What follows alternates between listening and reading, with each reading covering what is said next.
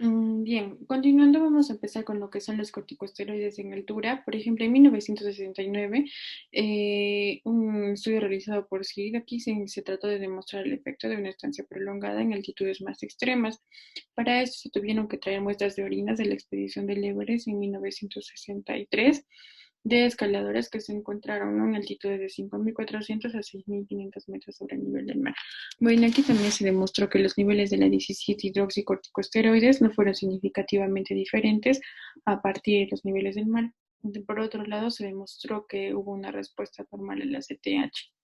En 1993, Andan y Gould, por ejemplo, realizaron un estudio en sujetos que pasaron más de 10 semanas por encima de los 6.000 metros sobre el nivel del mar. Aquí se encontró que el nivel de cortisol era 3 veces superior a lo normal. Por ejemplo, nos dan a entender que a mayor altitud, mayor tiempo de estancia, los niveles de cortisol también incrementan. En 1994, Marely Kuhl realizaron un estudio en atletas que participaron, ¿no?, en una carrera en una maratón en 3.860 metros a 5.000 metros y una bajada para terminar a 3.400 metros sobre el nivel del mar. Los niveles de cortisol eran similares en altitud antes de la carrera, pero ya estos niveles se incrementaron al final. Entonces, también vemos que a mayor altitud, mayor tiempo de estancia, también se incrementan los niveles de cortisol. Bueno, en 1995, Ramírez y colaboradores realizaron de igual manera un estudio en personas, pero que residen en altitud moderada, o sea, los 2.600, a diferencia de los estudios anteriores. Aquí, por ejemplo, se encontró una respuesta mejorada a la liberación de corticotropina, o sea, a menor altitud va a haber una mejor liberación de la corticotropina con niveles más altos de la CTH y beta-endorfina después de la estimulación a nivel del mar. Bueno, ahora hablando de la hipoxia aguda, como sabemos, la hipoxia aguda aumenta la frecuencia cardíaca en reposo y durante el ejercicio. Dentro de las 4 horas posteriores a la llegada a la altitud hay un aumento de la epinefrina arterial en reposo debido a la liberación que estimula la hipoxia de la médula suprarrenal. Entonces, los niveles de epinefrina alcanzan un pico alrededor de los 2 a 4 días, y luego van disminuyendo a medida que se alivia la hipoxia al aumentar la ventilación y durante los próximos 7 a 14 días. El ejercicio da como resultado un aumento adicional de la epinefrina, esto dependiendo del ritmo de trabajo y el grado de hipoxia. Los dos estímulos, hipoxia y ejercicio, son aditivos para la epinefrina. Entonces, vemos que la epinefrina arterial y la venosa central se correlacionan positivamente con la presión arterial sistólica, la frecuencia cardíaca y el flujo sanguíneo pulmonar. Bien, todo esto se debe a que hay estímulos opuestos. Por ejemplo, los receptores beta 2 por la noradrenalina que causan vasodilatación, como sabemos, y los receptores alfa-adrenérgicos de la epinefrina causan vasoconstricción. Entonces, la principal causa de la hipertensión pulmonar en altura es la hipoxia alveolar. Ahora, hablando de la hipoxia crónica, se hicieron 5 estudios para esto en 1965, en 1975. Por ejemplo, en 1965, Kuhlman y Kuhl informaron niveles elevados de catecolaminas plasmáticas y urinarias de 24 horas durante 17 días a una altitud de 4.559. Bien, aquí, por ejemplo, se da como conclusión que no hubo cambios significativos en la epinefrina, pero el aumento de la norepinefrina fue mayor en el día 12 de altitud. Entonces, también vemos que a mayor estancia y a una altitud elevada incrementan estas sustancias. En 1975, Mayer y Kuhl encontraron un aumento de catecolaminas urinarias a 4.300 metros sobre el nivel del mar. Y bueno, que los niveles de igual manera aumentaron el día 1 en comparación con el nivel del mar, y que aumentó en el día 11. Entonces, tanto el ejercicio ligero como intenso incrementan estas sustancias también. En 1991 se realizaron 2 estudios, Maceo y Kuhl y Cosney y Kuhl.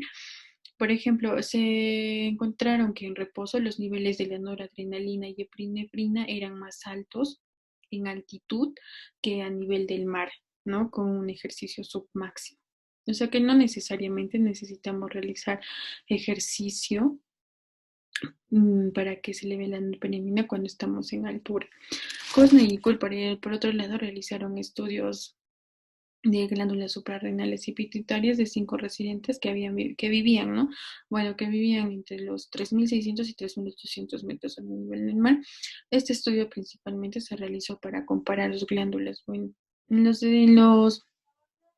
en los residentes en estas altitudes se evidenció que hubo un mayor tamaño de las glándulas, en un 50%, esto en cuanto a las glándulas suprarrenales, y en cuanto a las glándulas pituitarias no era más grande, pero sí contenían más corticotrofos.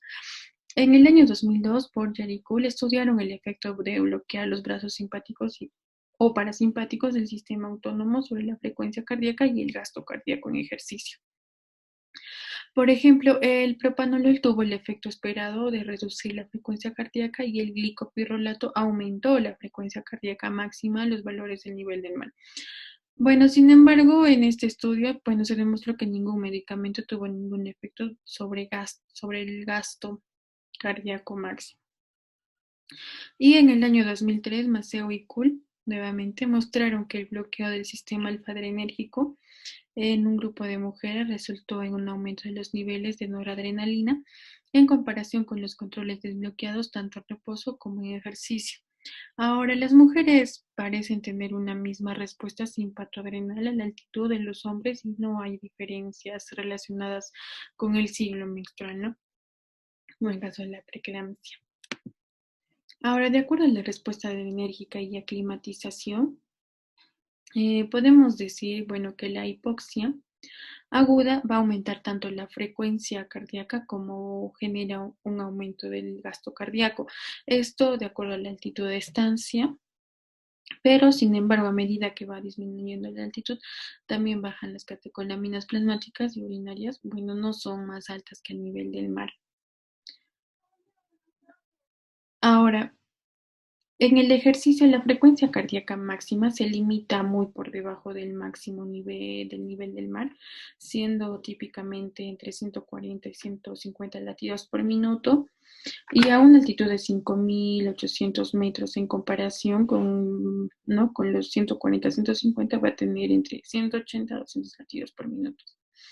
Esta reducción de la frecuencia cardíaca máxima y del gasto cardíaco se produce en un momento en que las catecolaminas plasmáticas y urinarias son más altas que a nivel del mar. Bueno, que de acuerdo a la respuesta del sistema autónomo y lo que es esto, la, la atrofia multisistémica, por ejemplo, aquí en 1999, Dublin y colegas estudiaron a 8 escaladores que eran susceptibles a lo que es la hipoxia aguda pulmonar en altura. Aquí no se midió su actividad simpática directamente con los intraneurales. Por otro lado, también se realizó otro estudio en ciertos sujetos residentes a lo que es resistentes a la hipoxia aguda pulmonar en altura, donde se da, ¿no? que los sujetos susceptibles a la hipoxia aguda pulmonar en altura tenían una actividad simpática significativamente mayor que los sujetos resistentes. Entonces, este aumento de actividad en altitud precedió a la aparición del edema pulmonar, mucho más antes. Bueno, sin embargo, también la prueba de hipoxia aguda a corto plazo a nivel del mar nos mostró una diferencia entre los que eran propensos a la atrofia multisistémica y a los que eran resistentes. Y por último, en el año 2003, Lopi y Kuhl, bueno, aquí, por ejemplo, hubo niveles significativamente más altos de catecolaminas y mayores proporciones de frecuencia baja, a diferencia de la alta, ¿no? En sujetos con lo que es la atrofia multisistémica, lo que indica una mayor actividad simpática. Ahora, hablando de la función tiroidea e hipoxia, y el entorno, bueno, en este caso en la altitud, bueno, sabemos que la respuesta del eje hipofisiario tiroideo a la hipoxia es bastante diferente en los seres humanos en comparación con los animales, ya que en los animales la hipoxia produce una depresión de la función tiroidea. En los seres humanos, sin embargo, la actividad tiroidea aumenta en la altitud. Se encontró niveles elevados de globulina transportadora de tiroxina y tiroxina libre en las primeras 2 semanas en altitud. Ahora, como sabemos, el yodo es esencial para la síntesis de la hormona tiroidea. Entonces, si hay si hay una deficiencia en el suelo, se ha demostrado que hay una deficiente eh, concentración de yodo en el suelo y el agua de algunas regiones montañosas. Entonces, por tanto, va a haber una afección de la función tiroidea. En 1966, demuestra, ¿no?, que la actividad tiroidea aumenta en la altitud, ya que se encontró niveles elevados de la T4 en las primeras 2 semanas en altitud. En 1973, Cushing encontraron la T4 elevada, ya sea libre y unida, pero una TSH sin cambios, lo que sugiere un cambio de la T4 en los compartimentos extravasculares a los intravasculares, en lugar de un aumento de la actividad hipoficiaria. Ahora, en 1983, se ha demostrado que a mayor altitudes, quiere decir entre 5.400 y 6.300 metros sobre el nivel del mar, se mostraron niveles elevados de la T3 en reposo, la T4 libre, la T3 en sujetos que habían estado en altitudes durante algunas semanas y la TSH también se elevó. En el 2007, por ejemplo, se estudiaron a 9 escaladores que habían regresado al campamento después de escalar el Everest. Aquí se demostró que estos 9 escaladores perdieron peso en un promedio de 5 kilos y ninguno de los escaladores sufrió lo que es una atrofia multisistémica. Entonces se encontraron aumentos significativos en la T4 libre, disminución en la T3 libre y ningún cambio en la TSH. Este patrón sugiere síndrome de lo que se conoce, ¿no?, como el T3 bajo, síndrome de la enfermedad no tiroidea. Ahora, la tasa metabólica basal se eleva durante las primeras 2 semanas a una altitud moderada y esta se correlaciona con la T4 libre. Quizá haya un cambio en el punto de ajuste para lo que es el sistema de retroalimentación negativa de la glándula pituitaria, lo que resultará en niveles más altos de lo que es la TSH. Ahora, control de la glucosa en sangre en altitud. Bueno, aquí vamos a ver que la hipoxia aguda y la hipoxia crónica. Como hemos visto, la hipoxia aguda genera un aumento de la glucosa en sangre en ayunas en aproximadamente 1.7 milimoles por litro y una caída hacia los valores de control al final de la semana, así como también los niveles de insulina están elevados en estos pacientes. Al mismo tiempo, los niveles de la insulina están elevados, es de suponer que esto es parte de la respuesta al estrés inespecífica indicada por el aumento simultáneo de los niveles plasmáticos de cortisol. En cuanto a la hipoxia crónica, por ejemplo, se encontraron en 1984, 1967 a 1984, se encontraron un nivel de glucosa persistentemente elevado después de 10 meses de altitud. También se ha encontrado que los niveles de la insulina en reposo están reducidos. La carga de glucosa aumenta tanto la glucosa en sangre como los niveles de insulina en la altitud, como lo hace a nivel del mar, pero se encontró que el aumento en ambos fue menor que a nivel del mar en 2 estudios, pero mayor en uno, ¿no?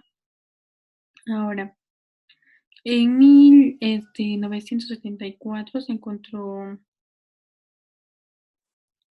un nivel de glucosa persistentemente elevado después de 10 meses en altitud. Bueno, este en sí es un resumen de lo ya mencionado, de los estudios realizados en cuanto a la hipoxia crónica, pero se resaltan estos 4 importantes. En 1977, como vimos, el efecto de la acción de la insulina en la altura fue investigada, ¿no?, por Lassen y colaboradores, donde aquí se utilizó una técnica de pinza euglucémica en un grupo de hombres a nivel del mar y en los días 2 y 7 de exposición altitudinal, lo que es 4.559 metros sobre el nivel del mar, se descubrieron que la acción de la insulina disminuyó notablemente en el día 2, pero mejoró algo en el día 7 en altitud. Aquí, bueno, se estudiaron un grupo de mujeres a una altitud de 4.300 metros durante 12 días. También se investigaron si la reducción de la sensibilidad a la insulina se debía a la secreción de adrenalina al principio de la exposición a la altitud mediante el uso de un antagonista adrenérgico. Entonces, de aquí se saca que el pico de la glucosa fue más bajo y regresó a la línea de base más lentamente en altitud que a nivel del mar.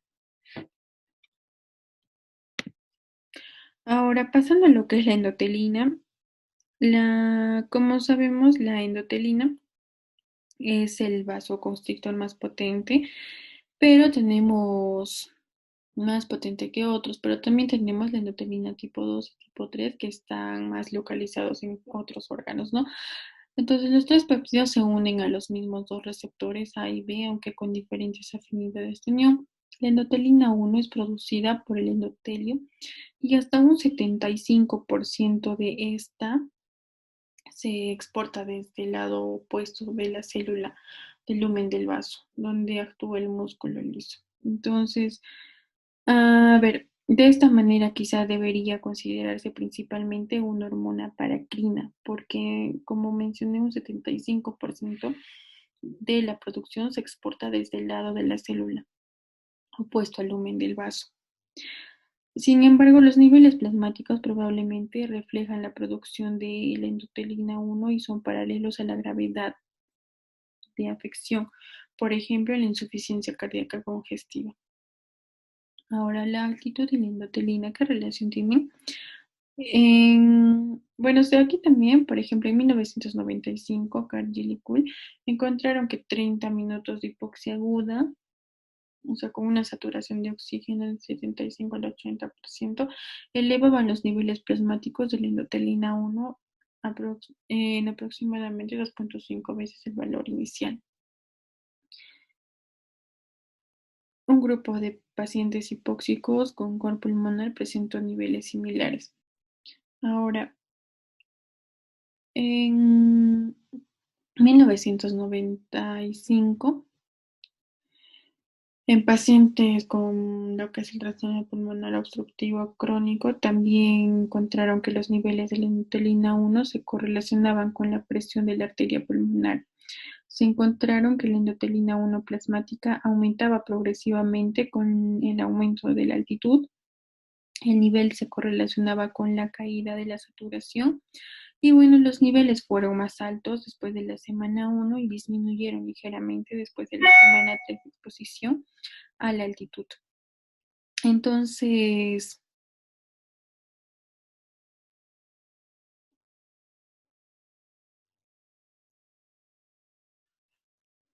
entonces estudiaron el efecto de la hipoxia y de la infusión de la endotelina 1 sobre el flujo sanguíneo, ¿no? Por otro lado, la hipoxia no modificó el flujo sanguíneo del plasma. La endotelina 1 aumentó significativamente y se concluyó que la hipoxia provoca la liberación de la endotelina 1 de la circulación pulmonar porque, bueno, esto no influye en el tono vascular periférico. Bueno, se llega también a la conclusión de que el ejercicio no tuvo ningún efecto sobre los niveles de endotelina. Ahora, de acuerdo a la endotelina y a la hipoxia aguda pulmonar en altura, aquí, por ejemplo, en 1996, un grupo japonés informó hallazgos detallados sobre un solo caso de la hipoxia aguda pulmonar en altura con hipertensión pulmonar y encontró niveles elevados de endotelina 1 al ingreso. Los niveles volvieron a la normalidad a medida que el paciente se recuperaba y bueno, la presión de la arteria pulmonar descendía. El mismo equipo estudió un grupo de sujetos susceptibles a lo que es la hipoxia aguda pulmonar en altura. Bueno, aquí los sujetos tuvieron una respuesta vascular hipóxica mayor que los controles, pero ningún cambio significativo en lo que son los niveles de endotelina 1 con un desafío hipóxico. Ahora, en 1999 estudiaron a un grupo de 16 compañeros montañeros propensos a lo que es la hipoxia aguda pulmonar en altura, comparándolos con un grupo resistente a este, ¿no? Bueno, en este estudio no hubo relación directa entre los cambios en los niveles de la endotelina y la presión de la arteria pulmonar baja a gran altura. En el 2009, Bayer estudiaron la concentración pulmonar de la endotelina tipo 1 en 34 sujetos a baja y a gran altura. A gran altura, 4.559 metros. A baja altura no hubo una pérdida neta de la endotelina, pero a gran altura los niveles aumentaron considerablemente y hubo una ganancia neta de endotelina. En el 2008, Julián y Kuhn, el bajo peso al nacer de los bebés es una característica de la obstetricia en la altura y un estudio reciente sugiere, ¿no?, que la endotelina 1 con niveles de óxido nítrico puede ser un factor en el mecanismo de esta característica de la vida para los residentes a gran altura. Entonces,